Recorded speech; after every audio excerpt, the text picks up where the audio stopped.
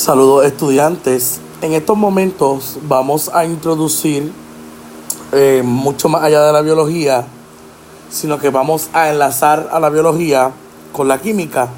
Y este capítulo se llama El agua y la química de la vida. Pero en este caso el video lo vamos a dividir en dos. En un video nos vamos a enfocar en agua y en otro video, que es este, nos vamos a enfocar en la química de la vida. Acá les dejo mi email para cualquier duda o pregunta.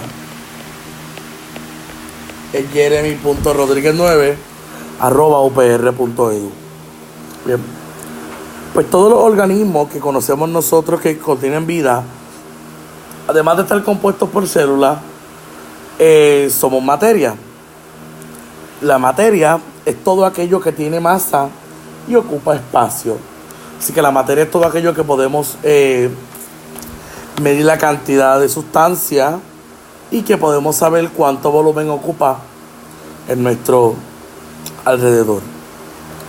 Un elemento de esos elementos que se encuentran en la tabla periódica es una sustancia pura que no se puede romper en unidades más pequeñas. Estos mismos elementos llevan a cabo reacciones, pero no se deterioran. Por ejemplo, vemos aquí sodio, un elemento de la tabla, está reaccionando con cloro y está formando sal de mesa. Pero ni el sodio ni el cloro se pueden romper. Sin embargo, la sal de mesa sí se puede romper en dos, porque los compuestos sí los puedo convertir en elementos, pero los elementos no los puedo convertir en algo más simple. Así que un compuesto como NaCl es una sustancia con dos o más átomos diferentes. Otro ejemplo de un compuesto pues sería, por ejemplo, CO2, sería agua, o sea, donde vemos la presencia de un elemento y de otro, de un elemento y de otro. Si fuese una molécula, por ejemplo, H2, fíjense que es el mismo elemento.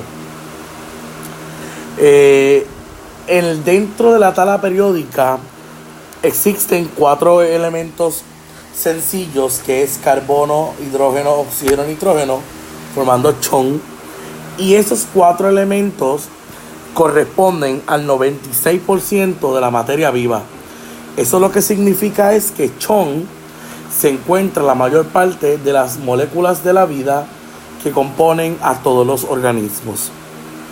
Además, el otro 4% es recompensado con calcio, con fósforo, con potasio y con azufre, que también son importantes en la vida. Cada elemento consiste de átomos, porque el átomo es la unidad más pequeña de la materia. Así como la célula es la unidad fundamental de la vida, el átomo es la unidad fundamental de la materia. Ese átomo, esa partícula, consiste de 3 partículas subatómicas. O sea que un átomo tiene 3 cositas: protones, electrones y neutrones. El protón tiene carga positiva, el electrón tiene carga negativa y el neutrón no tiene carga. También, cuando evaluamos esta imagen B que tenemos acá abajo, vemos que en el núcleo de ese átomo y de todos los átomos en general, siempre se va a encontrar los protones y los neutrones. Estos dos se van a encontrar en el núcleo. Y lo que vemos alrededor en amarillo es un orbital, donde en el orbital se van a encontrar las partículas subatómicas negativas, que son los electrones. Si nos preguntamos qué parte del átomo pesa más, pues la que pesa más es el núcleo, porque en el núcleo hay 2 partículas subatómicas.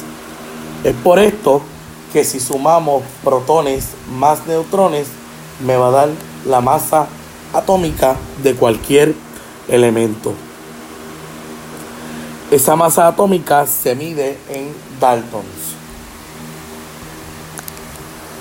Bien, Entonces, si pensamos nosotros en la tabla periódica que conocemos desde escuela superior, esa tabla periódica contiene todos los elementos de la vida y están organizados debido a su número atómico. Ese número atómico siempre va a ser igual al número de protones. Lo que quiere decir que si yo te digo que carbono es el elemento número 6 en la tabla, es significativo que tenga 6 protones. Si carbono no tuviese ninguna carga, a lo que me refiero es que cuando los átomos no tienen carga, son neutros, los protones van a ser igual a los electrones. Pero si ese átomo tuviese carga positiva, se llamaría catión, y si tuviese carga negativa, se llamaría anión. Los cationes pierden electrones y los aniones ganan electrones.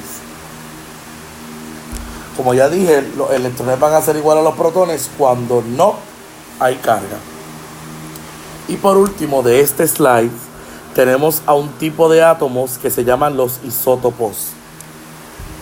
Un isótopo es el mismo átomo, pero cuando yo comparo ese átomo A de carbono y a ese átomo B de carbono, por dar un ejemplo, notamos que los protones no cambian, que los electrones no cambian, pero que sí están cambiando los neutrones.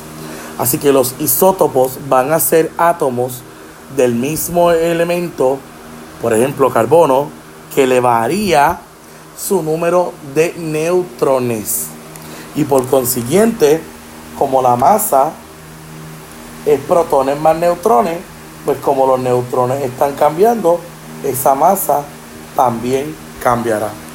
Aquí vemos un ejemplo que este carbono 12 tiene 6 neutrones, este tiene 7 neutrones y este tiene 8 neutrones. Pues estos tres son isótopos de carbono.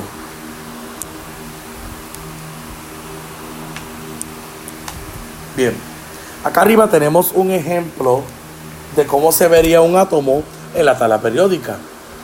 Vemos que en el centro está el símbolo, el número más pequeño siempre va a ser el número atómico, y el número atómico ya aprendimos que siempre va a ser igual a los protones. Y el número más grande es la masa, y que masa aprendimos ya que va a ser protones más neutrones. Por ende, como este átomo de helio no tiene carga, los protones van a ser igual a los electrones. Estos electrones, que son una de las partículas subatómicas y que están cargados negativamente, tienen energía, y la energía se define en la física como la capacidad para realizar trabajo. Si no hay energía, yo no puedo emplear ningún tipo de trabajo. Y hay dos tipos de energías principales. Una energía es la cinética, que es la energía del movimiento. Si un objeto se está moviendo, tiene energía cinética. Mientras más se mueva, mientras más calor tenga ese objeto, más energía cinética tendrá. Y por otro lado, está la energía potencial, que es una energía que trabaja con la estructura y con la localización.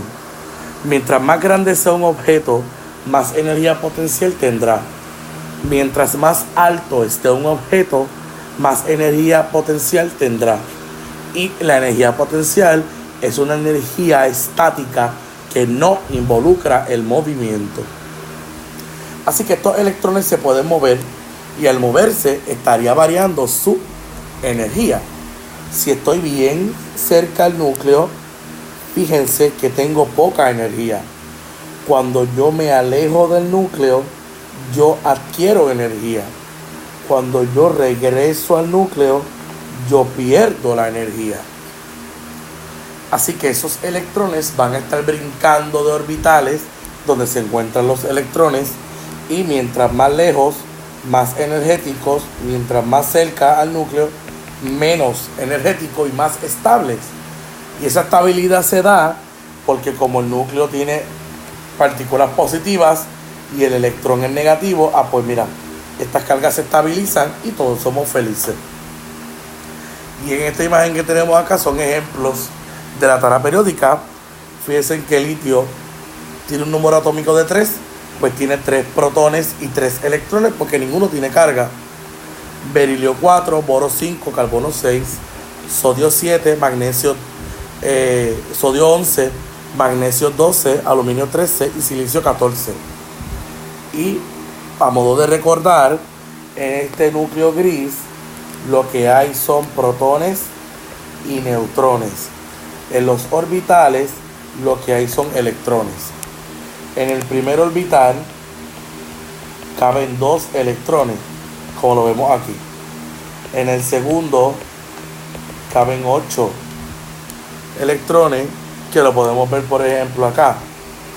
En el tercero caben más de 8, como lo podemos ver acá. Así que lo importante es que el átomo tiene una estructura y una organización general y que puede absorber o perder energía de acuerdo a cómo estén brincando esas partículas subatómicas llamadas electrones.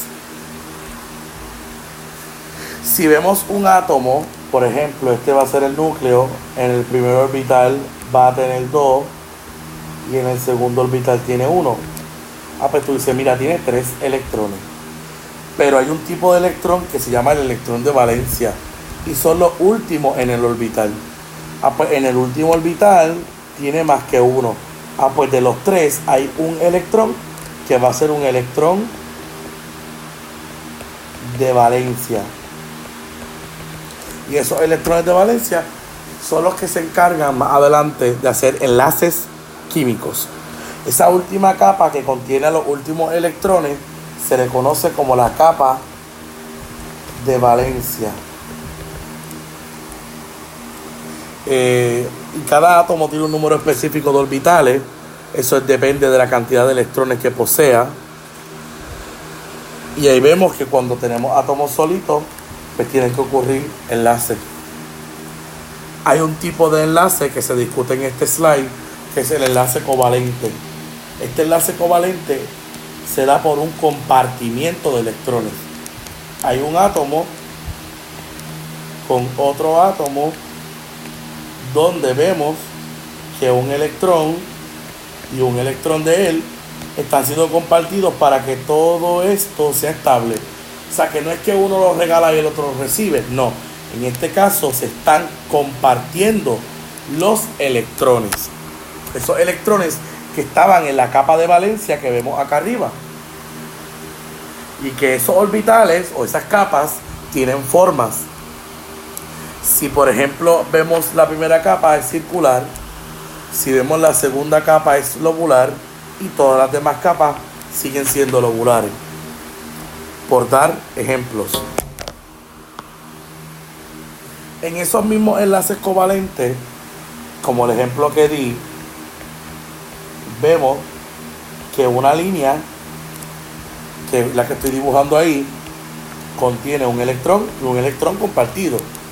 Pues en un enlace sencillo se comparten 2 electrones. Pero si estamos haciendo un enlace doble, ¿cuántos electrones están compartiendo? Pues están compartiendo 4 electrones. Y como ninguno los regala y el otro recibe, es covalente. Y si fuese triple, vemos que se están compartiendo 6 electrones. Si lo vemos en forma de enlace, es una fórmula estructural. Si lo vemos en forma de cantidad, cuánto hay del elemento, es una fórmula molecular. Y aquí vemos hidrógeno solito, tiene un electrón en la capa de valencia cada uno. Pues para ser estable, vamos a compartirlo, lo compartimos. Con todo eso, uno me pertenece a mí, pero lo estamos compartiendo por un enlace sencillo. Así que se comparten 2 electrones. Y esto es un tipo de enlace que se llama el enlace covalente. En este diagrama de acá vemos que aquí se comparten 2 electrones. Como vemos que se comparten 4 electrones. Aquí pues en esta depende de los enlaces. Podemos ver 2 más 2 son 4. Y aquí 2, 2, 2 y 2. Así que todos ellos son enlaces covalentes, donde lo que hay es un compartimiento de electrones. Y estos átomos, ¿verdad?, que hacen estos enlaces covalentes, exhiben una fuerza que se llama la electronegatividad. Esta electronegatividad es una atracción de electrones, pues, que ocurre en un enlace covalente.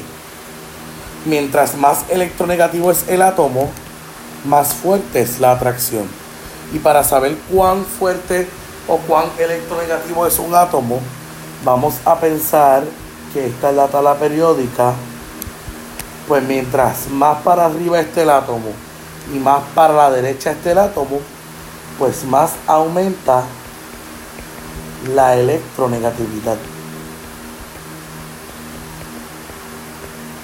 De esta forma vemos, si un átomo está por aquí, como lo es el oxígeno, pues vamos a ver que ellos van a ser más electronegativos y hacen la atracción más fuerte.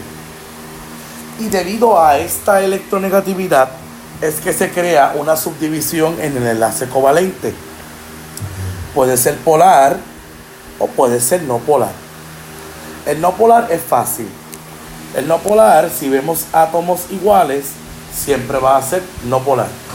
O sea, en un enlace covalente no polar, cuando no veamos que hay un átomo que está alando más que otro, va a ser no polar.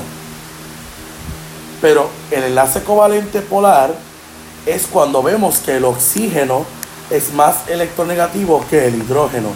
Por ende, él está alando todo hacia él, creando una carga parcialmente negativa y una carga parcialmente positiva. Porque si yo estoy alando todos los electrones, yo me hago más negativo.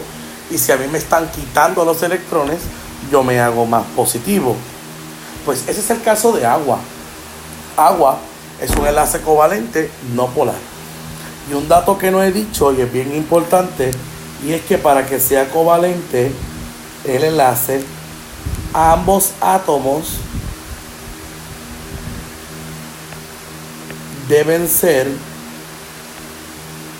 no metales. O sea que cuando veamos la tabla periódica hay una división acá, pues toda esta parte que está acá en rojo podrán hacer enlaces covalentes. Y el hidrógeno que está acá arriba también es un no metal. Solo los elementos no metálicos son los que hacen enlaces covalentes. Y los que le siguen, que son los enlaces iónicos, pues esos se hacen entre un metal y un no metal. Y en este enlace los electrones no se comparten. En el enlace iónico los electrones se regalan y se reciben, se transfieren. En otras palabras, hay un átomo que va a donar sus electrones y el otro átomo va a recibir sus electrones. En este caso, fíjense en que vemos que sodio en su capa de valencia tiene un solo electrón. Y ese electrón, como está en la capa de valencia, se llama el electrón de valencia. Y cloro le falta uno para completar su capa de valencia. Así que sodio lo dona, él lo dona, cloro lo recibe. Fíjense que aquí hay un metal y que aquí hay un no metal. Porque para que se dé la interacción iónica debe haber un metal y un no metal. Y como sodio tenía 11 electrones y pasó a 10, perdió uno, pues se hizo más positivo. Pues aparece la carga positiva. Y cloro, como tenía 17 y ganó uno, pues ahora él tiene una carga negativa. Porque los electrones tienen carga negativa, por ende el cloro se hace más negativo. Y fíjense que al regalarse y recibirse esos electrones, ellos son felices y formaron el compuesto NaCl, o mejor conocido como la sal de mesa. Estos compuestos iónicos también se le pueden llamar sales. Y si comparamos un enlace iónico o un enlace covalente, el enlace covalente siempre va a ser más fuerte. Hay otro tipo de interacción entre compuestos, en este caso, que no es un enlace, pero sí es una interacción importante y se llama el puente de hidrógeno. Un puente de hidrógeno siempre se va a dar cuando tengamos un hidrógeno enlazado a flúor, un hidrógeno enlazado a oxígeno o un hidrógeno enlazado a un nitrógeno. Si vemos este ejemplo, acá vemos un hidrógeno que está interaccionando con un nitrógeno. Este caso de aquí, pues estos puntitos que están acá se llaman puente de hidrógeno, mostrándole que no es ningún enlace, pero sí es una interacción que estabiliza a los compuestos. Siempre, si no hay una interacción entre HF, HO o HN, en otras palabras, FON con hidrógeno. Otra interacción es las interacciones de Van der Waals, pero estas son bien débiles. Esto es una interacción entre un átomo con otro átomo y por las diferencias de cargas de esos dos átomos, por ejemplo, los reactivos pueden subir por las paredes. Es de las más débiles y realmente de las interacciones más débiles, el puente de hidrógeno es la más fuerte. Y acá por último tenemos reacciones químicas, donde todo lo que está antes de la flecha se llama reactivo y todo lo que está después de la flecha se llama producto. Y hay reacciones en la vida donde se transfieren los electrones, y ya nosotros vimos que para formar un compuesto iónico o una sal, que es lo mismo, hay que hacer un enlace iónico donde hay un átomo que gana electrones y hay otro átomo que pierde electrones. Pues un proceso biológico donde se pierdan electrones se llama oxidación. Y un proceso electrónico, un proceso biológico donde se ganen electrones se llama reducción. Y eso es todo por este capítulo. En el próximo video, que se titula El agua, hablaremos de la continuación de este capítulo.